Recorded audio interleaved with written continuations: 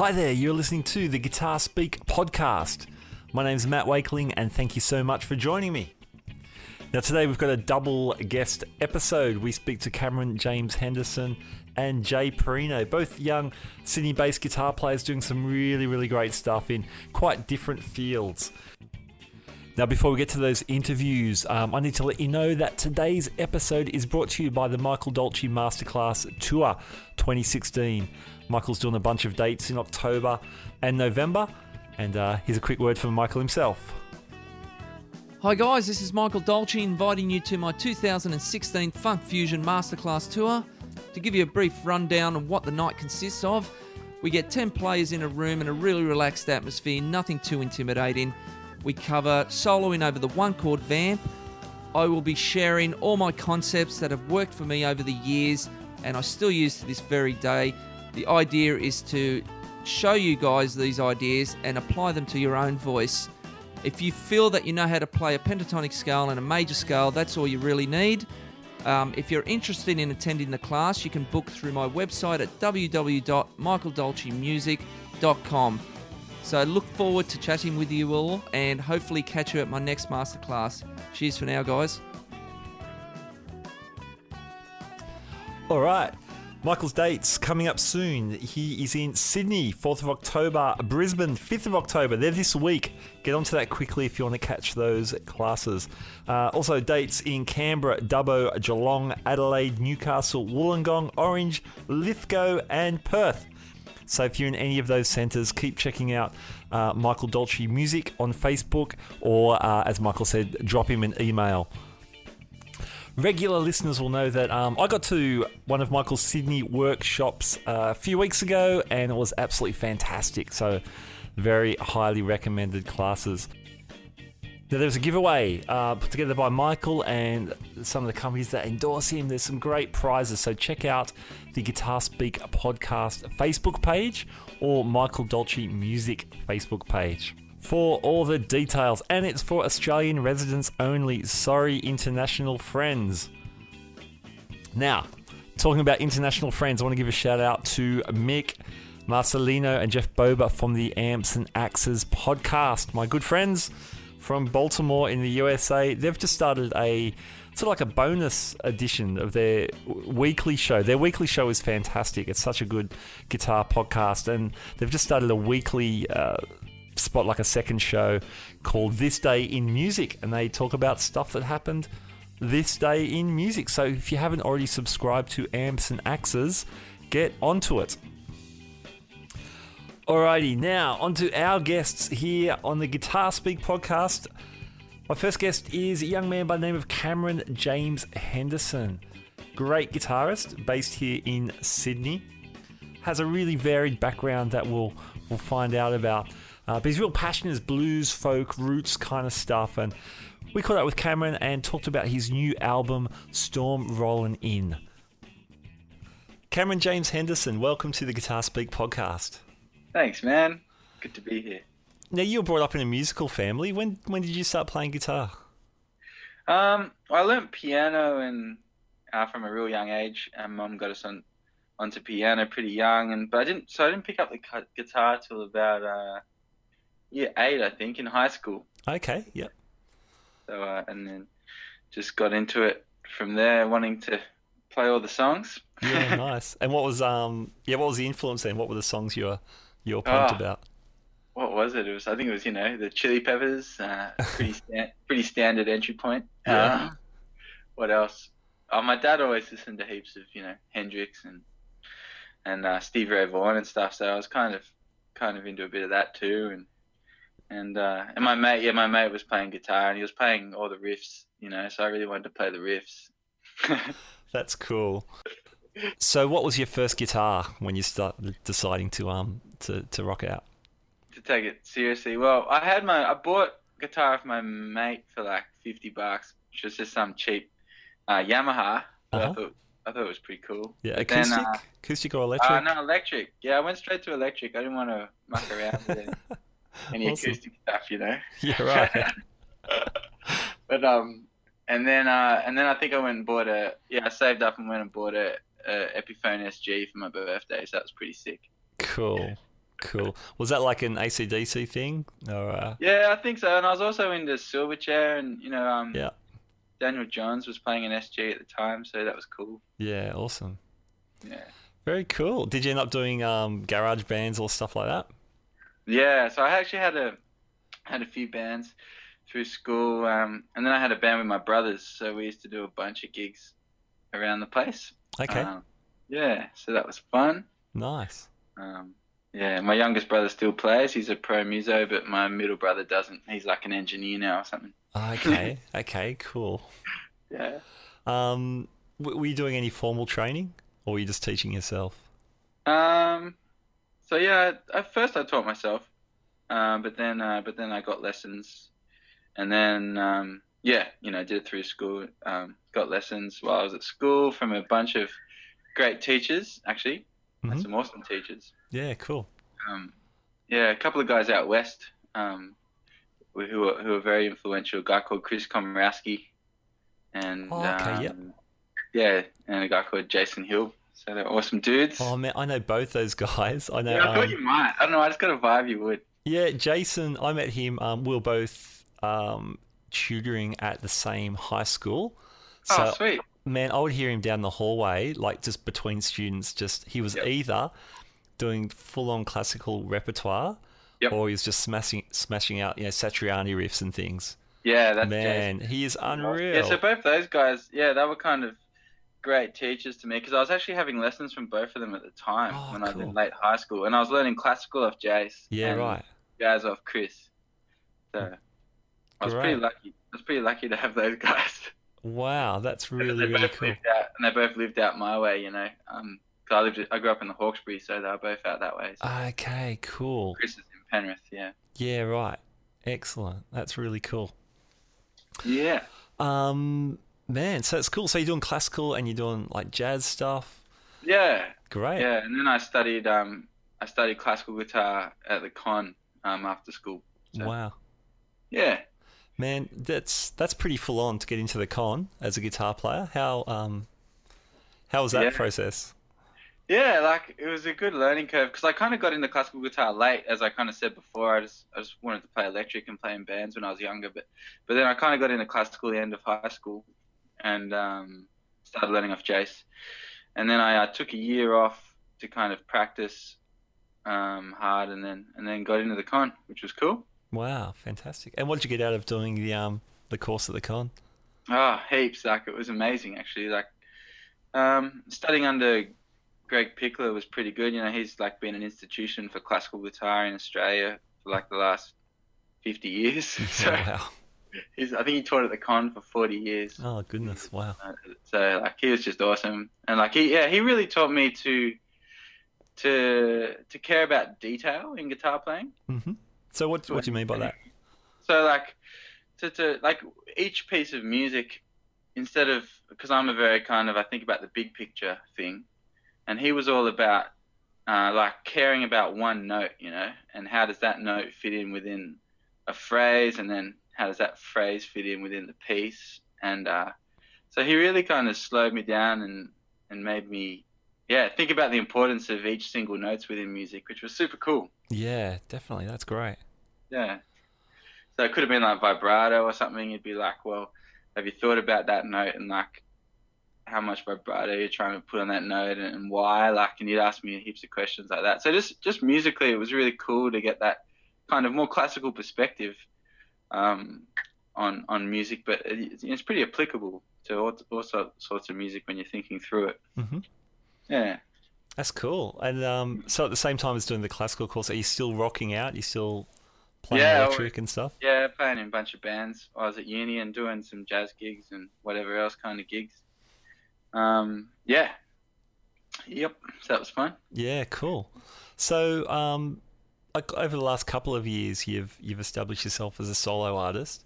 You released an EP in, I think, a couple of years ago, Distorted Hope Blues, and Yep. and we're going to talk about your full length album in a moment, Storm Rolling In.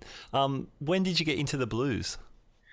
Well, I've kind of grown up on the blues, because of my dad. His record collection and whatnot. Yeah.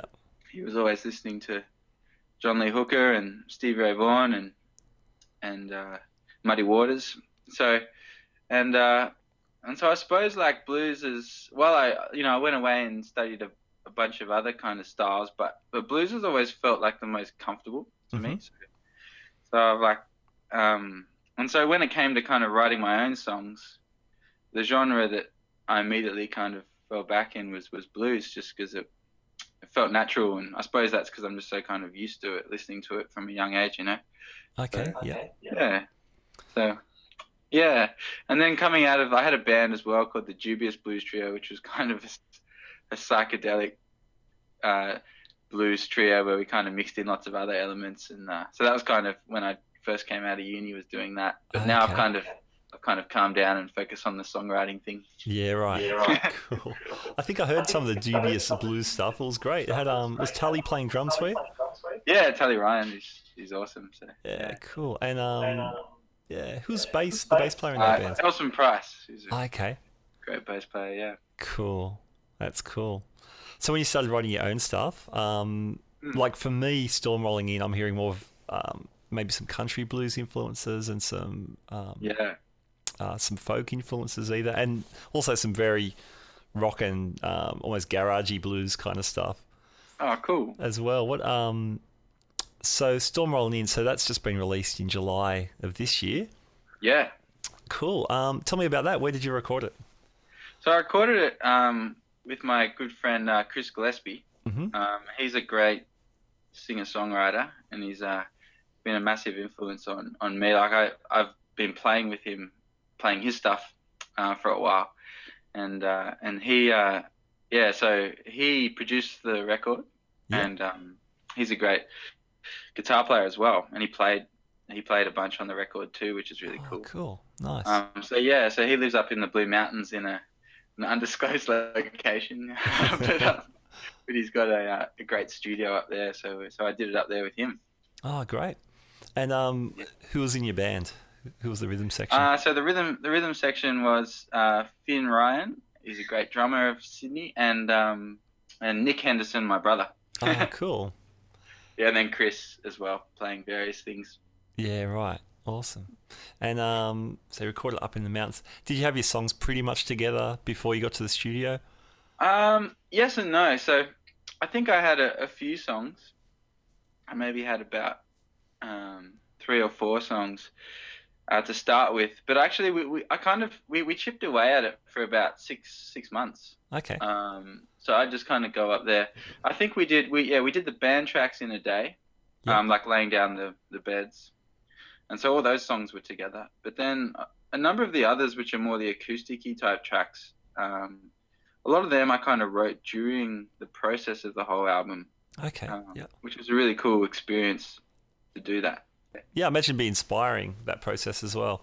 Yeah, it's really awesome, and because with this album, I really tried to focus on songcraft, and trying to learn how to write good songs. And so I was listening to a lot of Dylan and a lot of who else, Knopfler and that kind of stuff, like just guys that write amazing songs. Trying to figure that out, and Chris he was a really great mentor with that too, like in terms of lyrics and crafting lyrics and making musical decisions. So kind of like I'd often bring songs that were quite fresh, like I might have written them the day before or something, and so Chris would be a big part of kind of putting them together, which was cool. Yeah, right. Yeah. Nice. Hey, I really like how like it's a real mix of acoustic stuff and electric stuff, and the production's very understated in a good way. It's it's a very very vibey kind of a. Thanks, man. Kind of a sound. I mean, there's the occasional double-tracked vocals I noticed, and some layered guitars, but it feels really great. I'm even noticing some room sounds, more maybe the acoustic stuff. You hear the odd squeak or someone moving around playing a guitar. Yeah, and that's really it's really Chris's approach, which is I really dig, which is just kind of being organic and honest about recording. Some of my favorite records, have all sorts of noises and blemishes on them. Yeah, awesome. And I think that adds to the atmosphere. And so yeah, and Chris is really about only putting stuff in on the tracks if it's like absolutely necessary and contributes to the song. Otherwise, there's no need for it, you know. So, Hmm. so I like that approach. Yeah, cool. So, so some of the acoustic tunes, the tunes like "Shelter" and "Across the Water," um, and even an electric song like "Lifeboat," you're doing some really interesting fingerstyle stuff. Yeah, How did you develop that? Does that stem from your classical background, or is it a different sort of approach yeah. altogether? Well, I think the classical was really important in developing kind of right hand chops, you Hmm. know, like the finger picking chops and that facility and whatnot. But yeah, I think lately in the last couple of years, I've applied that to kind of folky finger picking and bluesy finger picking, Hmm. getting that the constant bass line of like the 1/5 thing going with your thumb, Yeah. while you're doing kind of other stuff, playing like a little melody or picking out some chords. So I've kind of worked on that a bit over the last year or so, and yeah, I was influenced by a few guys. I think Lifeboat in particular, I was influenced by a guy called Blake Mills, Hmm. who's an amazing guitar player in America. Um, and yeah, he kind of does that stuff where you kind of a lot of fingerstyle thing, but on electric, which is cool. So Yeah, yeah, cool. So yeah, Lifeboat, you're doing the fingerstyle thing, but yeah, you're on electric. That's got that yeah, really cool sort of bass riff, and you're comping out the chords yeah, with your other fingers. yeah. That's right.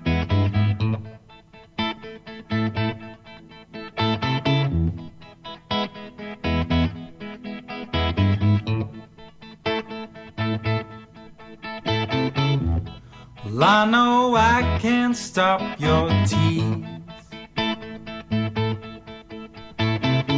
Like a fool, I sit here as they flow. The only word. It's a pretty Blake Mills inspired Yeah. thing actually. So I hope if he ever hears this, I hope he's not offended. But he's I think he'd dig it. I think he'd dig it. awesome. Man, no, that's cool. And you're singing over the top of that. That's got to be tricky live.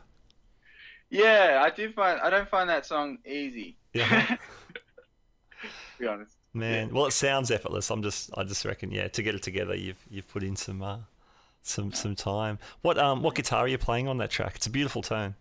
Yeah, so so that's my telly. So I play my telly's it's a 58 reissue Fender Telecaster. Uh huh.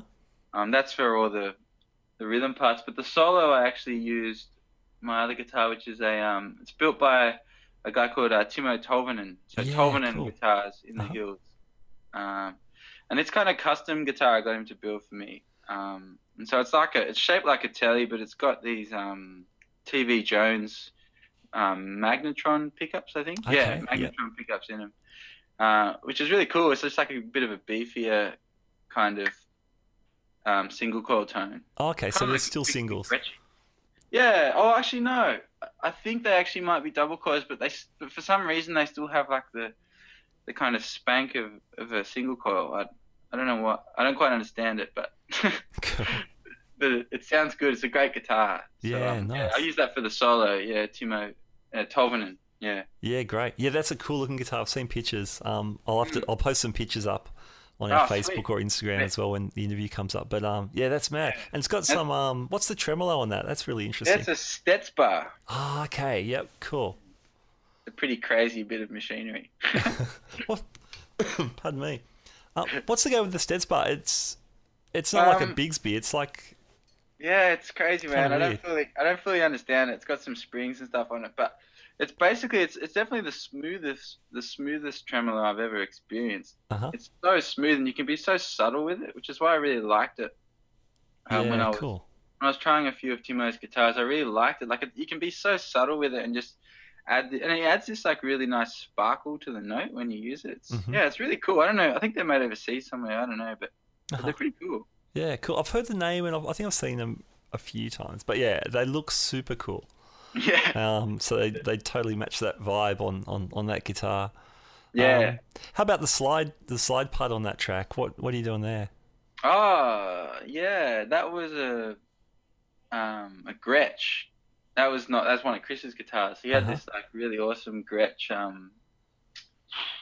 Chet Atkins model, I think. Okay, cool. But I just had that through my I've got a big old Super Reverb. Yep. Yeah, nice. The big Fender Super Reverb, and we just absolutely cranked it. So that's why it's got that kind of feedback thing going on, because you got the hollow body guitar just kind of. Oh, that's great. Are you using any pedals, or it's just the amp cranked? I can't remember. I don't think I used a pedal. I think we might have just absolutely cranked the Super Reverb, which was pretty loud. That's fun in the studio though, hey, because you probably can't crank one of those things on a gig. That's right. Yeah, that's right. I can't crank it. There's a couple of, like one band I play in, the Mogadishu Family Band, like I can crank it pretty loud, but all other bands I have to keep it pretty controlled, you know. But the Super Reverb actually isn't crazy. It's only 45 watts, so it's not unbelievable. Yeah, right. It's not like a twin or something, you know. Yeah, sure. And that's with is that the 410? Yeah, it's a 410. It's actually like an early 70s one I found in Bendigo. Wow. Cool. For a crazy cheap price. So anyway. Nice. For your for the slide part, are you using any sort of open tuning, or is that standard? Yeah, it is. Definitely open tuning. I think it might have been open D. Yeah, I think it's open D. Okay, cool. Yeah. Do you do much with tunings, say on the acoustic stuff? More and more, yeah. Yeah, so kind of this record's been the first time I've really started experimenting with different tunings. So I used Open G for a bunch of tunes. Like I used Open G on Across the Water and what else? Oh yeah, and I used Open D. Oh wait, no, I also used Open G for Wisest Man, and then I used the baritone guitar, which is in a low tuning. Yeah, cool. So the baritone's on is it I Stand Amazed, and then the tune Floating? Yeah, and then Floating. That's it. Yeah, those two. Yeah. Cool. So what's the tuning for that? So I use standard B. Okay. Yeah. So just B to B. Yeah. But then it's just standard guitar tuning, which is kind of cool because you can just kind of play everything you'd normally, all the normal shapes and stuff, and everything just sounds really cool. Yeah, nice. Like an E chord, man, it just sounds awesome. Yeah, absolutely, man. It's beautiful on that track. Oh, thanks, man.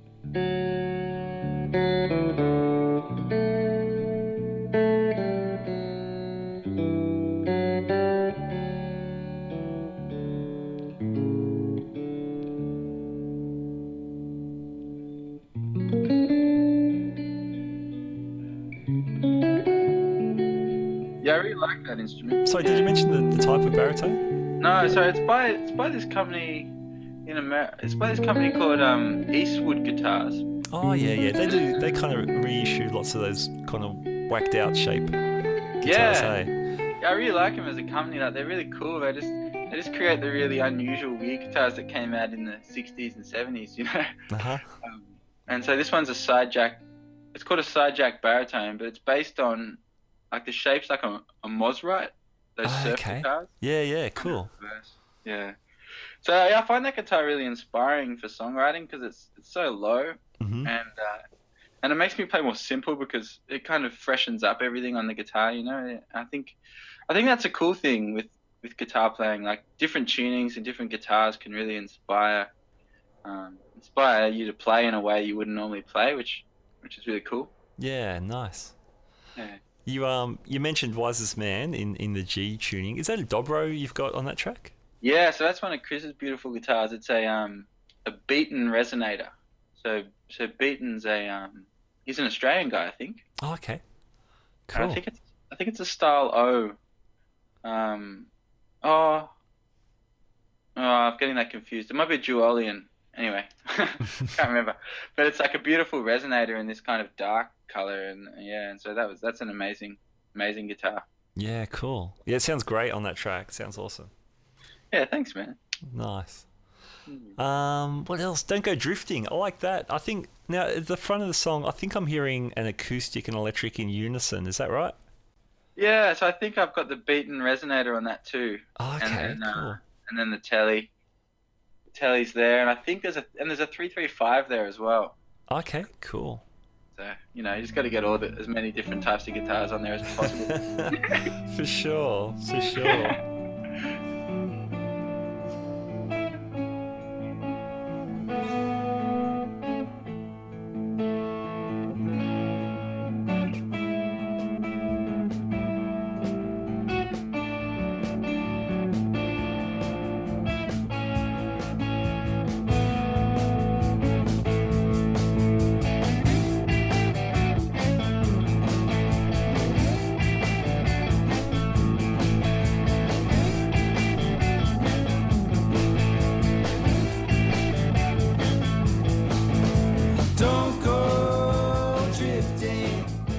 So yeah, on the Don't Go Drifting solo, it's a sweeter kind of a tone. Yeah, that's a 335. Okay. So I was going for that kind of Clapton, Larry Carlton kind of tone, Yeah, nice.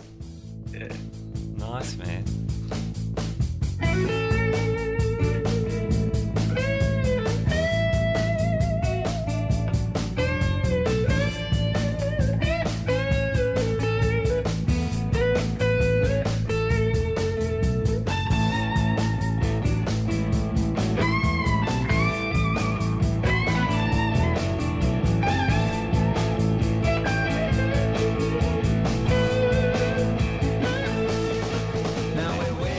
That's on my Christmas 325, so that's cool. Cool. Always good to have a producer with a good collection. That's absolutely, great. yeah. Although Very your cool. collection sounds good too, man. You sound like you got. Yeah, I got a few interesting things, but but Chris has some really classic instruments, so I was very blessed to use them. Yeah, cool, man. Awesome. What about acoustics, like for your steel string stuff? Yeah, the main steel string acoustic on the record's a Gibson J45. Okay, classic. Which is Chris's, and that's just like, yeah, absolutely. Like, as soon as I played it, I was just like, wow, it's like such an amazing instrument. You can see why a lot of those guys like Dylan and those guys just played one back in the day, because they're so good for finger picking, and they're really balanced and really expressive guitar, So yeah. And coming from a classical perspective, like I find steel strings, like I haven't played, like comparatively, I haven't played that much steel string guitar, but I found on the J45, it's just so kind of resonant and dynamic and expressive that I felt really comfortable on it. Yeah, cool. Yeah. Cool. Is that a big jump? Talking back about classical, is it a big jump going from the width of the string spacing on a classical, then to try to do that on electric or a steel string? Yeah, you got to make sure you're pretty used to the guitar, I think. But I haven't played, like, to be honest, like I don't do that much classical stuff anymore. Yeah, so sure. I've probably adjusted more to the electric and the steel string. But yeah. Cool. Yeah. Hey, Old Mate Stomp, that's a cool tune. I loved it. What's the inspiration there? Because it sounds pretty garagey, and then you get to the turnaround, and it's actually quite sophisticated there. It's a nice juxtaposition of stuff. What informs that sort of playing in you? I really like. I was listening to a couple of guys when I wrote that tune. A guy called Jim Campolongo, who's like amazing. Amazing guy from the States. It's kind of the telly guy, and he does all that kind of crazy behind the nut bending and whatnot, So I was kind of checking that out because I thought that was pretty cool. And also a guy I saw in Sydney called Mark Ribot, who's like played on some Tom Waits records and stuff. Yeah, he's heaps interesting. Hey, he does like rootsy stuff, and then he just does off the wall kind of stuff as well on other gigs. It's so out there, man. Like, yeah. Yeah, when I saw him in Sydney, like I think it was last year or the year before. Yeah. It's super cool. Like, I love his approach to guitar playing. It's not about, like, I love how it's not about, making everything sound clean and nice. It's like it's got that like nasty element and making like a bit filthy, but kind of, yeah. I like those kind of guitar players that it's not all clean like sounds. It's like really kind of creative, dirty sounds. Yeah. Yeah. So it's probably those two guys probably inspired that track, I reckon. Yeah, cool. Oh, it's a good tune. Now the song, was it No One's Here and No One Cares? Yep. Is that based on a true story?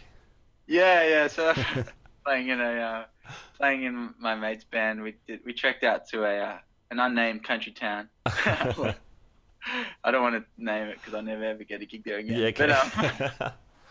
But yeah, we rocked all the way out there, and like did all this promo and radio, and everyone was kind of stoked. And then we did the gig to like two old ladies, and then they left. They left like because we were too loud. So that's a bit of a tongue-in-cheek one. I don't want people to take that too seriously. Yeah, sure.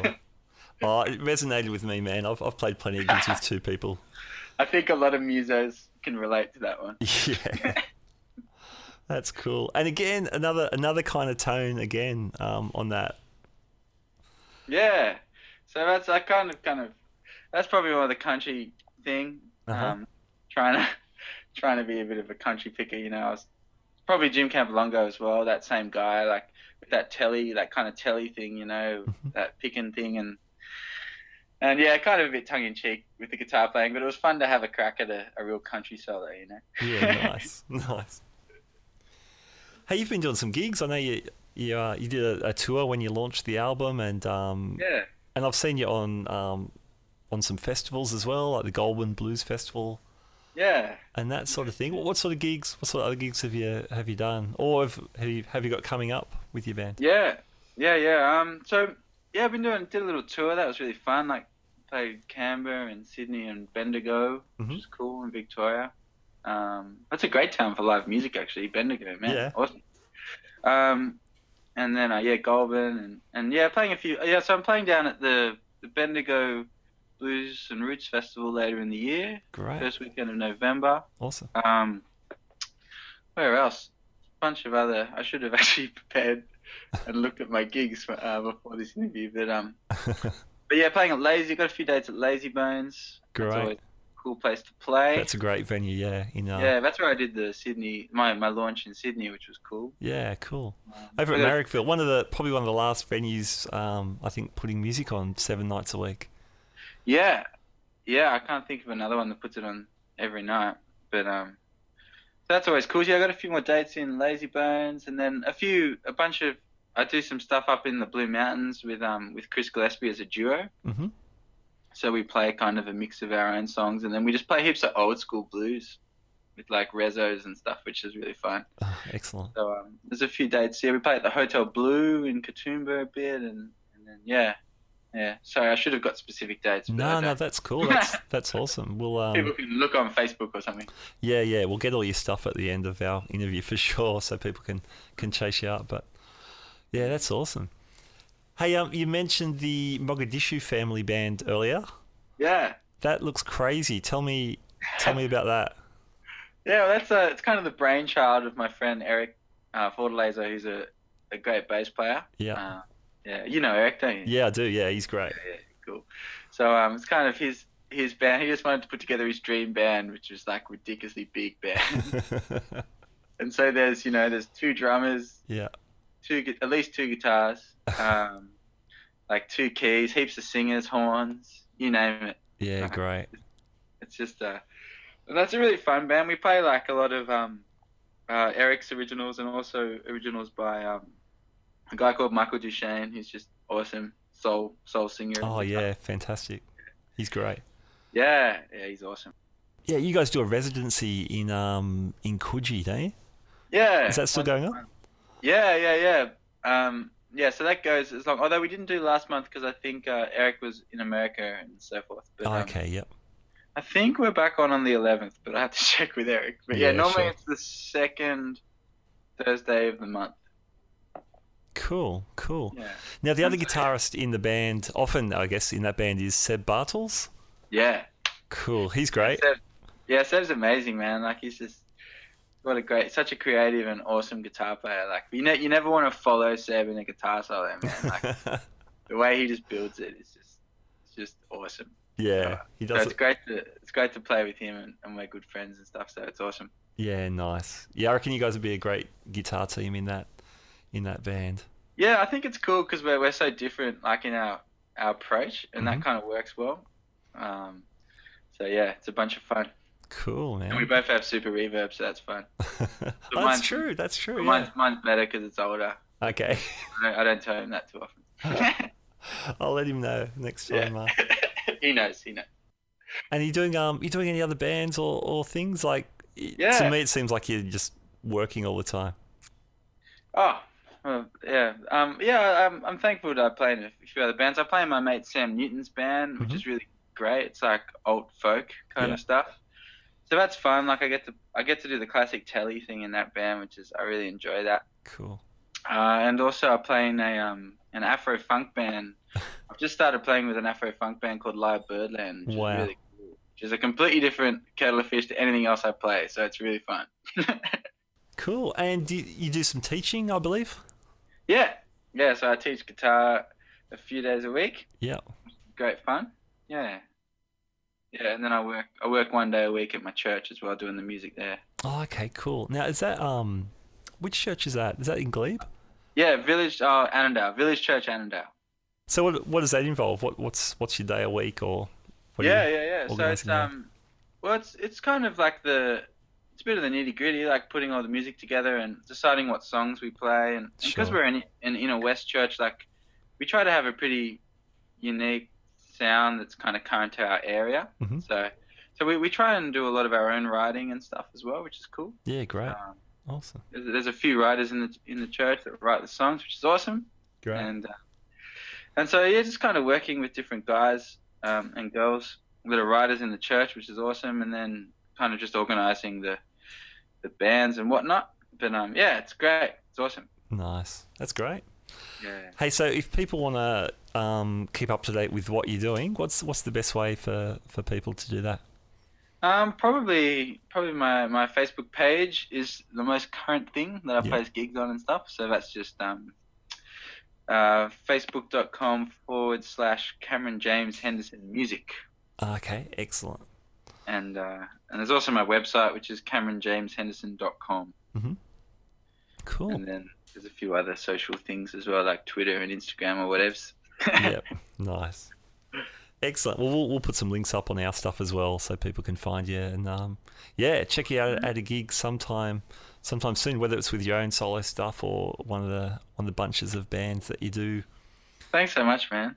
Man, Yeah. hey, thank you. Thanks for coming on the show. It's been great to Thanks so talk. much for having me, man. I've been really enjoying the show, so it's an honor to be on here. Oh, cool, man. Oh, our pleasure, definitely. Well, man, Cool. keep in touch, and yeah, if there's anything we can plug or let people know about too, we definitely love to do that. Thanks, East, mate. You're a legend. All right, thanks, Cam. I'll talk to you soon then. Okay, see you, man. Okay, see Bye. you, mate. Bye. All right, there you go, Cameron James Henderson, and he's probably coming to a venue near you. He's doing lots of gigs with his blues trio and all those other gigs you heard about as well. Man, I could listen to that baritone all day long. Loved it. Thanks again, Cameron. Very, very cool. Now, my second guest today, another young guitarist, Jay Parrino, also from Sydney, doing some really great stuff. Now, Jay is an absolutely fantastic rock vocalist, but a really, really fantastic guitar player as well, doing some big rock stuff. But also, Jay does this really interesting tapping, contrapuntal tapping kind of stuff. He's also in the middle of a really exciting project with Boss Australia. Jay also appears on our TV screens fairly regularly these days on a bunch of different TV shows, and we talk about that and the impact that stuff has had on his career as well. All right, so here is my conversation with Jay Parrino. All right, Jay Parrino, welcome to the Guitar Speak podcast. Thanks, Matt. Thanks so much for having me and thinking of me for it. I'm a big fan of the show, and no offense to you, but I use podcasts to help me sleep at night, and I've been using I've been using, because I'm an insomniac, I've been using your podcast almost every night to something to listen to go to sleep, but I actually end up staying up for the full 40 minutes because it's so interesting, and listening to you chat with Dolce and Cam Zellis and some very interesting stuff you're doing. So I'm very excited, and keep up the good work. Oh, cool. Thanks, man. Thanks so much. Yeah. And yeah, if we're helping you get to sleep or stay up, either way, that's cool. Oh man, thanks Yeah. for coming on. We're excited. You've been super busy today and tomorrow, which we'll get to. It's been a busy, crazy year. Like one of those years where things just kind of roll into each other, and yeah, it's been fun. Yeah, wow. So yeah, definitely get to all that stuff. But just to back up, what got you into guitar playing in the first place, Jay?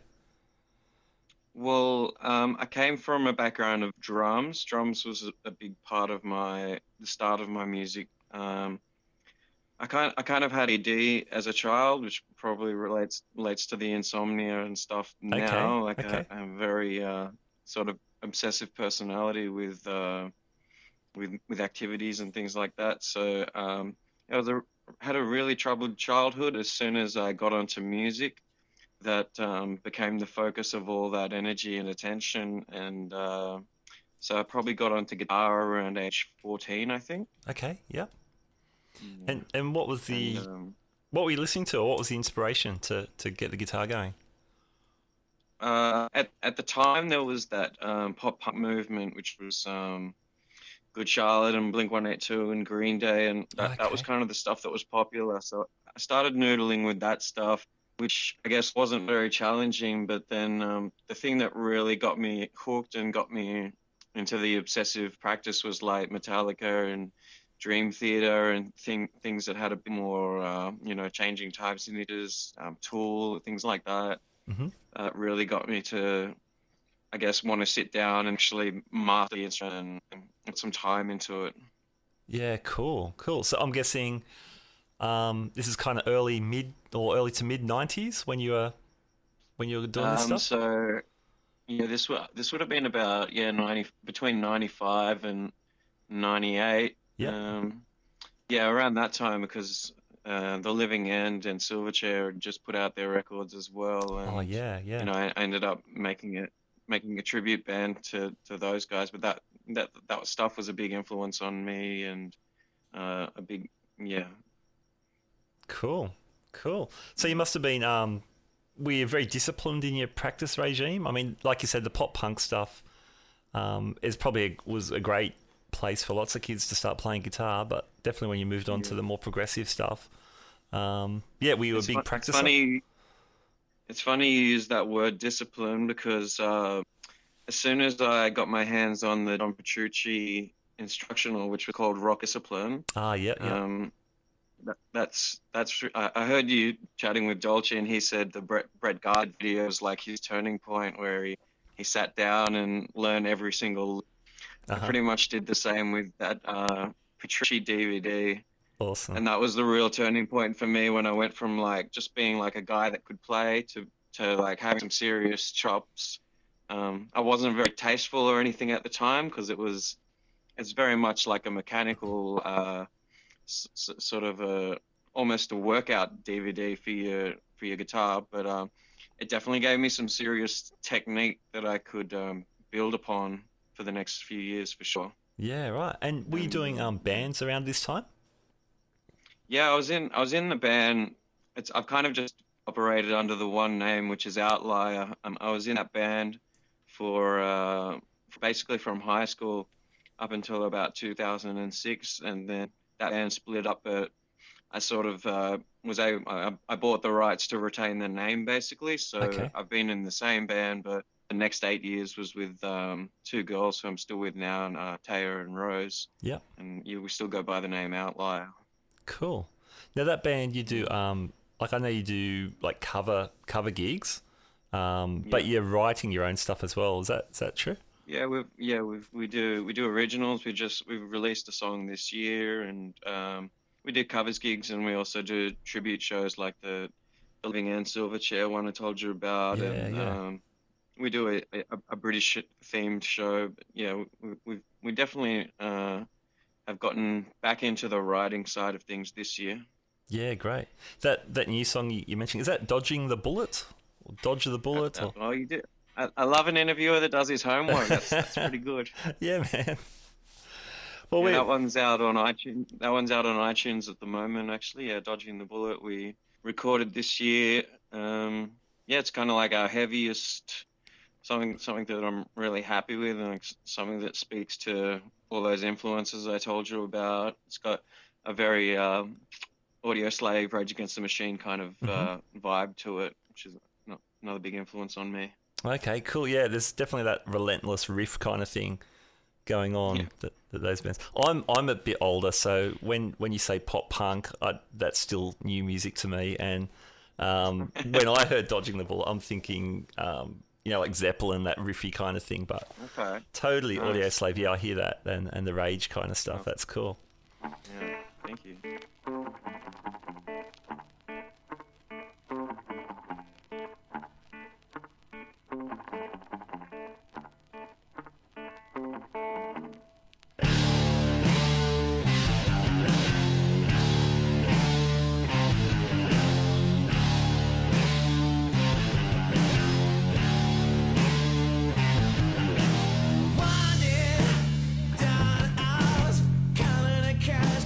Nice. And you do some really interesting tapping stuff. Like I've seen you do like the triplet Van Halen kind of stuff, but also you've done other stuff like overhand tapping when you're fretting hands over the fretboard, and some 2-part piano style kind of stuff, perhaps is one way to call it. Yeah. How'd you develop that side of your playing?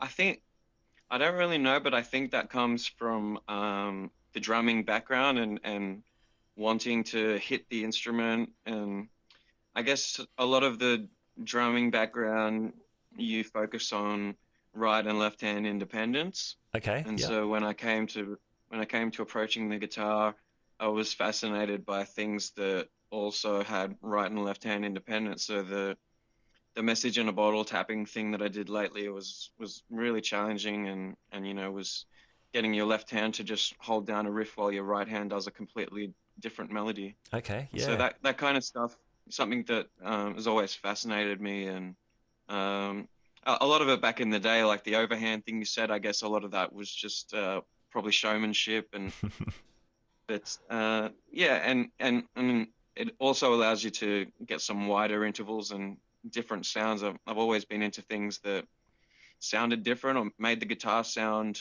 unusual or got people's attention, or what think just things that were out of the ordinary kind of always caught my ear, I guess you would say. Okay, yeah. Were there any players that inspired to get two hands on the fretboard?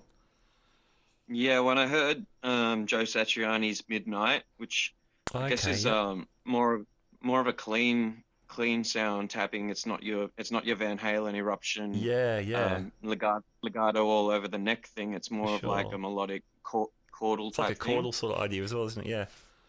Yeah, he's playing it more like a sort of partly like a drum and partly like a piano, and I thought that's really cool. And also John Butler's Oceans, he does a similar thing in that, where it's really melodic and really chordy and not so much flashy, but just like makes the guitar sound harp-like.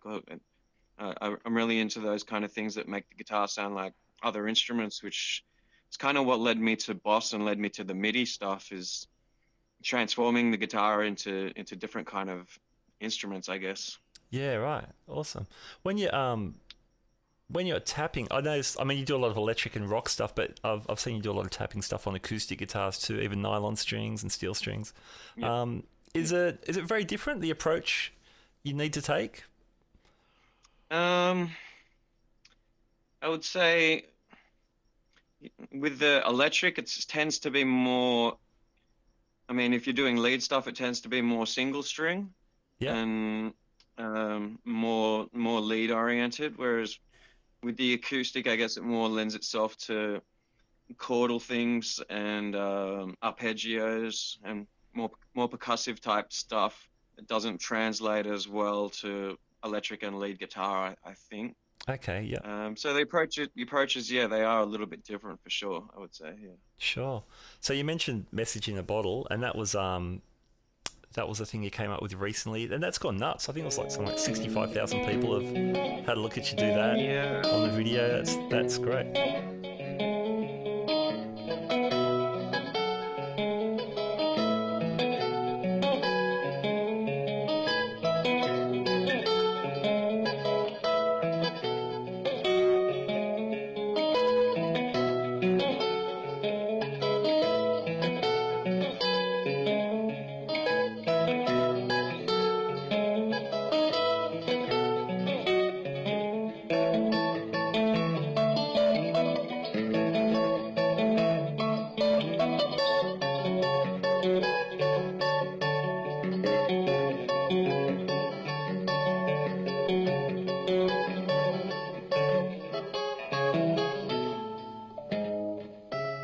I've kind of just made a hobby or made a challenge to myself to post these videos. I mean, sometimes they get 5 views and 5 likes or whatever, and sometimes they get 60. But it's more just a challenge to myself to keep pushing myself to practice. And if I know that I'm going to film something, I'll practice it for another hour or 2 hours that I probably wouldn't otherwise. Yeah. But that just kind of unexpectedly went a little bit viral, and people were tagging their friends, which was great. And yeah, not to toot my own horn, but when you put my name into YouTube, the three most common things that came up were they've always been Down Under since that audition I did a few years ago, but Message in a Bottle is now the first thing that comes up next to my name, which was kind of an unexpected effect of that video, which is pretty cool. Yeah, cool. Are there any other tunes that you've rearranged in that kind of fashion? Well, after that video did really well, I did a Sweet Child of Mine arrangement that was kind of playing the main riff with the left hand, which everybody knows the main intro line. Yeah, sure. But then with the right hand, I sort of harmonized the intro, so playing a different bunch of notes. Yep. Yep, cool. And that did pretty well and got I guess I was trying to keep all those new followers that I had and show them something else. Yeah, so that was kind of fun too.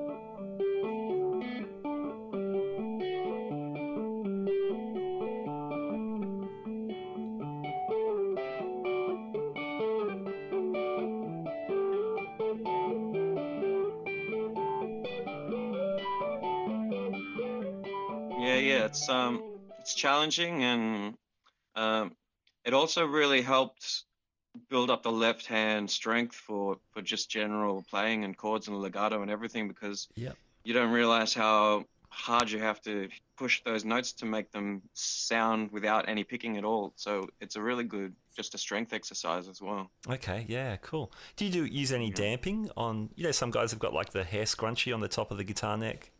Yeah, I've seen Johnny Zambellis, who's got his little pink Velcro thing. I I've just never tried one of them. Yeah, Um, yeah, I just kind of do all my dampening the old-fashioned way, but no, I've not tried one.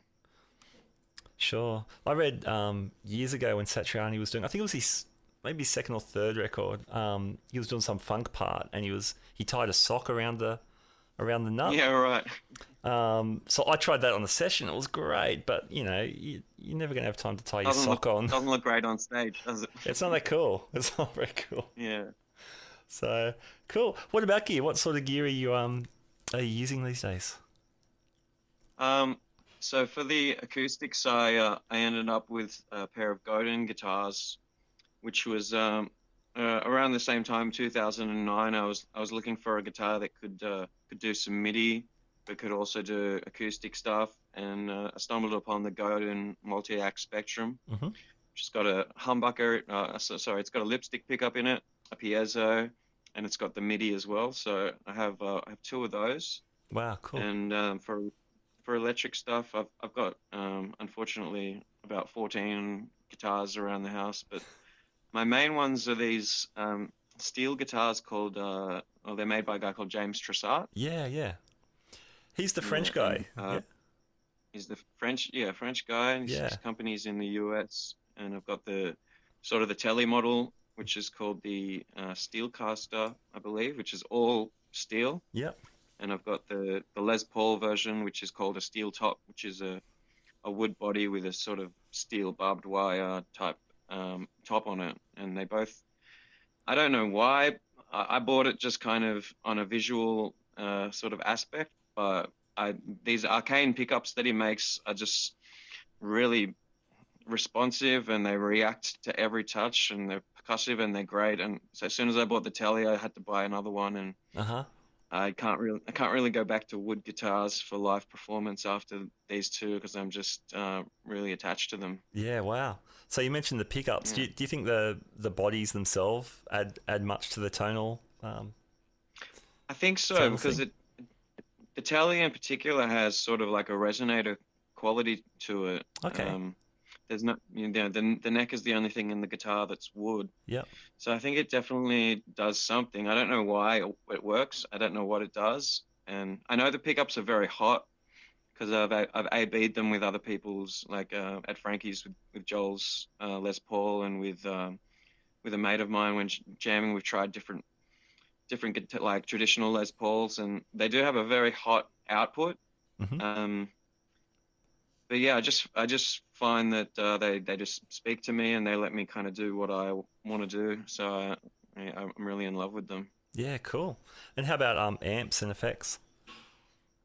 I've got a Two Rock Crystal 50, which is just a head with no channel switching Mm-hmm. that you can sort of run your pedals in front of. Yeah, nice. And just recently traded my little Mesa Boogie head that I had, and I got a Marshall JCM 2000. So I've only just had that for one weekend, and Oh, awesome. just to have a setup without pedals, that's channel switching bass, and sort of use the traditional amp distortion or amp overdrive. And yeah, man, like first set using it was a disaster, just turning up to a gig. But Yeah.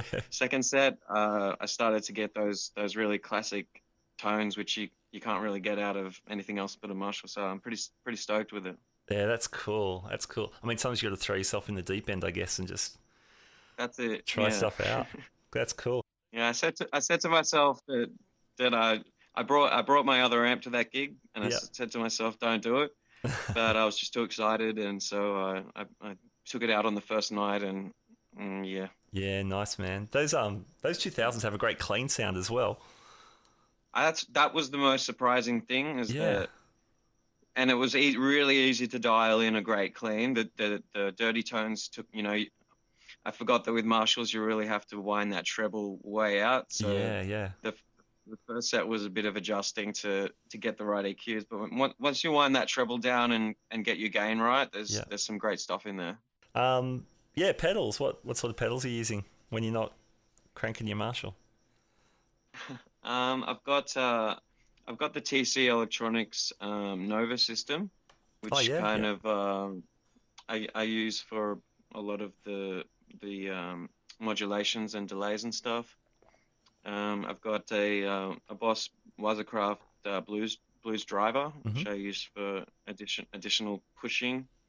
A tiny little pedal called the Mua Wata, which is a wah-wah pedal. That's if you're familiar with Mua pedals, they make really compact, really stuff. little. Yeah, yeah. That's cool. Has that got the little? That's got the little fold-out bits, so it's got so it's a little bit bigger to stick your foot on. Yeah, so Cool. it comes sort of the size of their normal pedals, but the top and the bottom fold out, so you can get a little bit more sweep in the wah EQ. Okay, cool. Nice. Now you mentioned Roland a little bit. How long have you been working with Roland?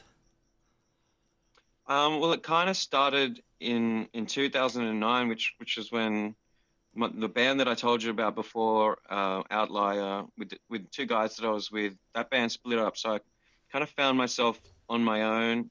I was teaching guitar, and I decided to audition for this reality show.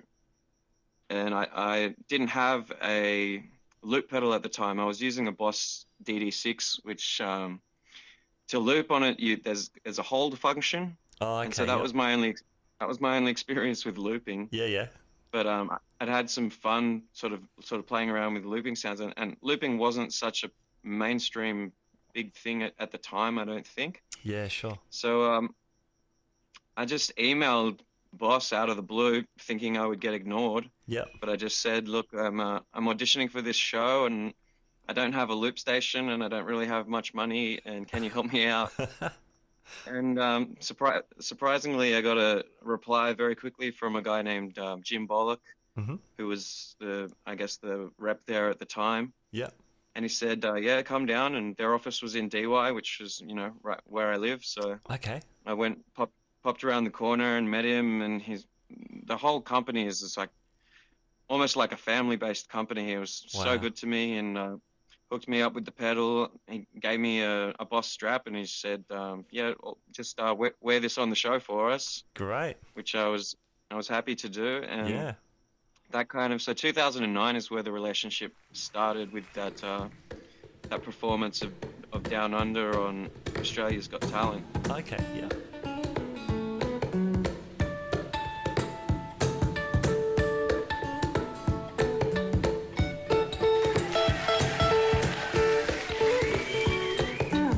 Traveling in a fright out coffin on a hippie trail for a zombie. I met a strange lady, she made me nervous. She took me in and gave me breakfast, and she said, do you come from a land down under, where women glow and men plunder? Can't you hear the thunder? You better run, you better take cover. And he said, I come from a land down under. Ooh yeah, where guitars strong and men yonder. He said, can't you hear the thunder? And that performance did quite well and sort of went viral and led on to a lot of other things, but a lot of those things sort of come and go, as in brands and people talking to you and record companies and things, people wanting your attention, and once you're not on the show anymore, they kind of stop talking to you. Yeah, right.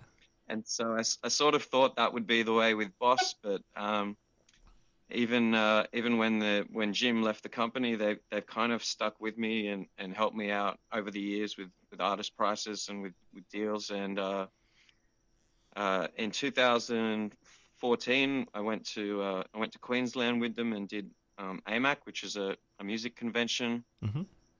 They had a new loop station out called the RC505, and they needed somebody to demo it.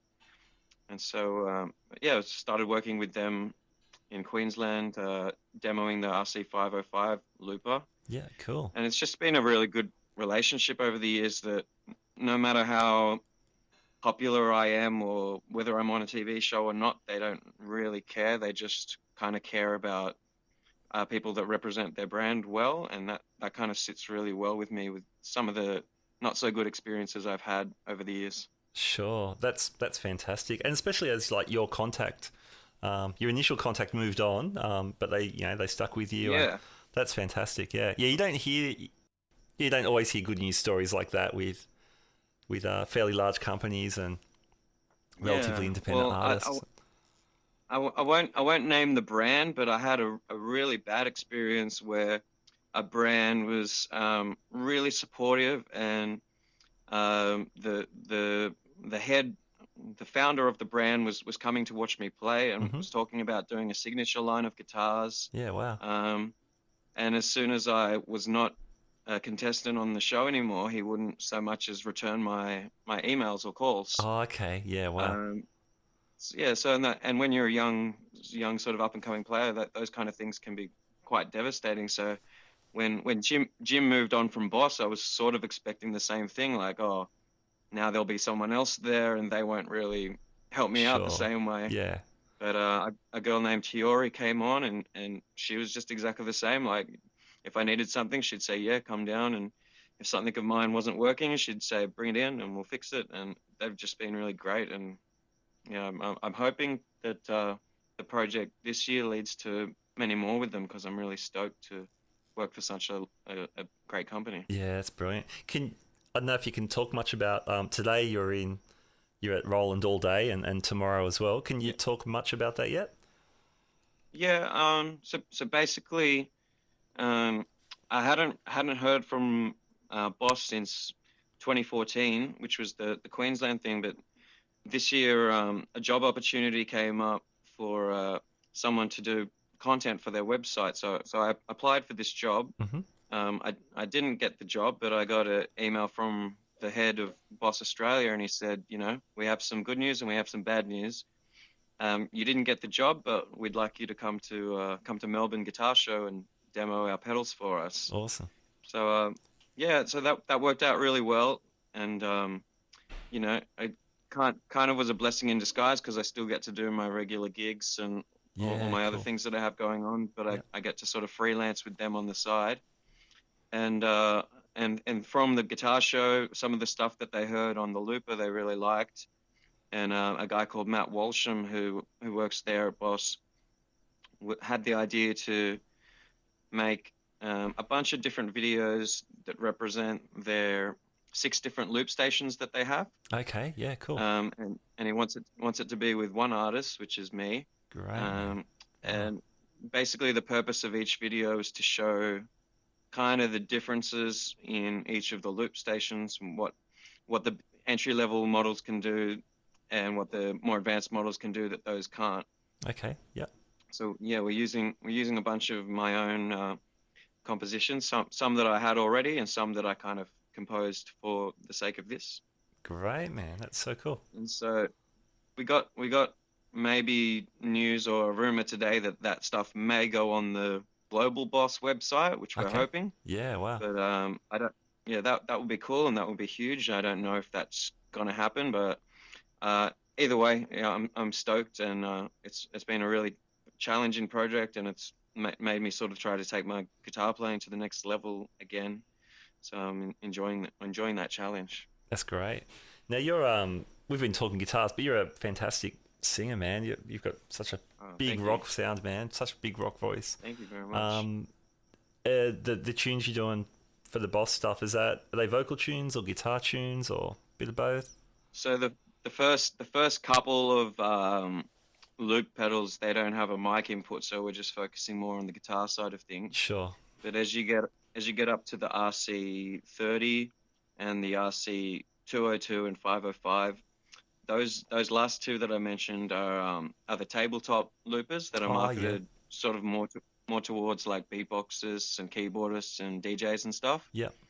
So the RC202 and 505 demos, I'm not playing guitar at all. One of them's completely a cappella, and awesome. One of them I'll be doing like a vocoder thing, which is sort of where you sing into a keyboard and make the chords come through controlling your voice kind of thing. I was trying to explain this to my missus, and she didn't understand it, so I'm not going to try and explain it. A vocoder is hard to explain, but we know what it sounds like. Like, what's the point? Why don't you just sing? Yeah.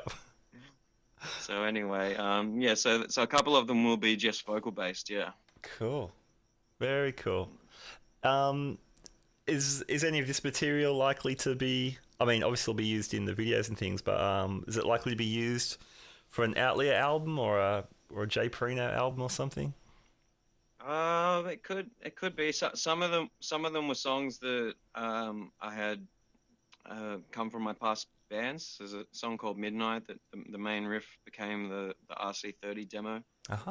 The other stuff, yeah, I don't know. Like, it kind of tends to happen like that. You come up with an idea and it sits there for a while, and then one day it becomes the perfect idea for something. Maybe it'll be the next KFC jingle. Yeah. Fingers crossed. I don't know.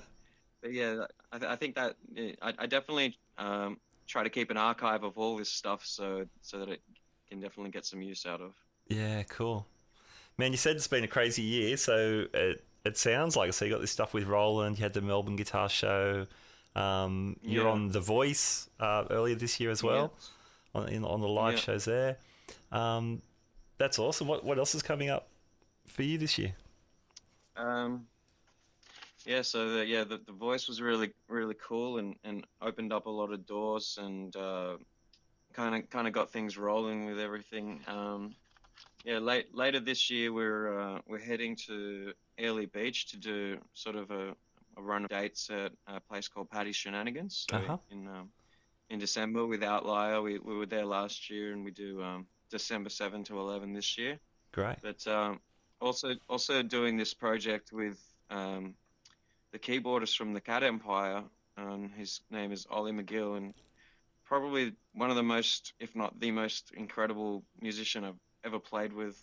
Somebody that's just seriously connected with his instrument.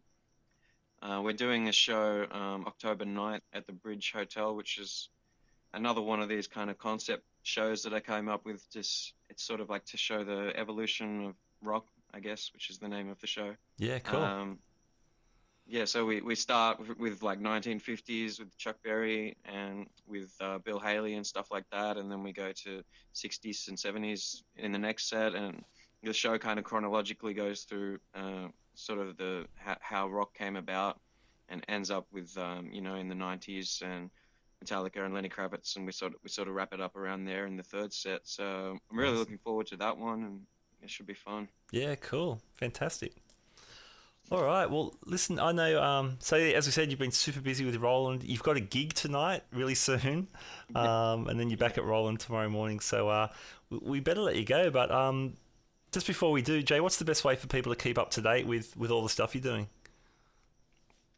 You can add me on Facebook, because if I'm not sleeping at night, I'm usually on Facebook responding to people. So Jay Parrino Music is it's my music page, and there's an Outlier page, which is OUTLIER, and you can just go ahead and add my regular page, which is Jay Parrino, and my band has a website, outlier.net.au. So any of those means, I'll be happy to get in touch with you for sure. Yeah, cool. That's really great. All right. Well, Jay, thanks so much. And hey, all the best for tomorrow at Roland, and totally for this release of videos and everything else you got coming up. Thanks, man. And thanks to you for doing great things for us guitarists and for live music, and for being passionate about what you do. I think your show is really awesome, and good luck with it all, and I hope it keeps going and becomes massive. Thanks, Jay, mate. I really appreciate it, and you hit the nail on the head. I just love it. I love talking guitars and talking to guitar players, so I'm having a good time. But man, thank you, and take care. We'll talk to you again soon. Right. Okay. Cheers, Matt. Cheers, Jay.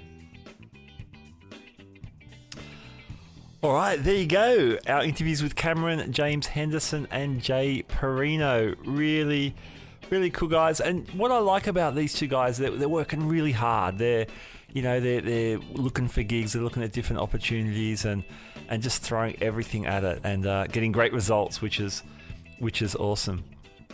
I really like Jay's idea about, he's going to post a video, so he kind of forces himself to come up with some new stuff and explore some more areas and put something together. I like that. I don't know about you, but for me, deadlines are sometimes a good way to push me into new stuff. Next week, I've got a gig. I've got to learn a bunch of songs, and I'm pretty pumped, actually. Got a deadline, got to learn some stuff. Gonna get stuck into it. All right. Hey, speaking of this week, I'm very excited. I'm going to the Gary Moore Remembered gig Thursday the 6th of October at the Factory Theatre in Marrickville, Sydney. We spoke to Michael Katselos, the guy putting together that fantastic show, in the last episode. If you haven't heard it, dig back and check out that episode. But I'm very excited about this gig. Some of Australia's greatest players, greatest rock and blues players, coming together to celebrate the career of Gary Moore. It's going to be amazing. I'll tell you all about it next week. Hey, make sure you check out all the Michael Dolce stuff as well for the clinics, and also for the big promo competition he has put together. All right, well, as always, I just want to thank you for listening into the Guitar Speak podcast.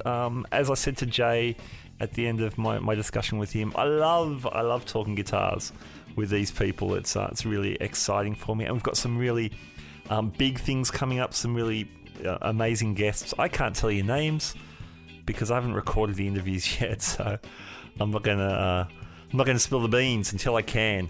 But yeah, there's some really great stuff coming up. So hey, subscribe to us on iTunes or on Stitcher.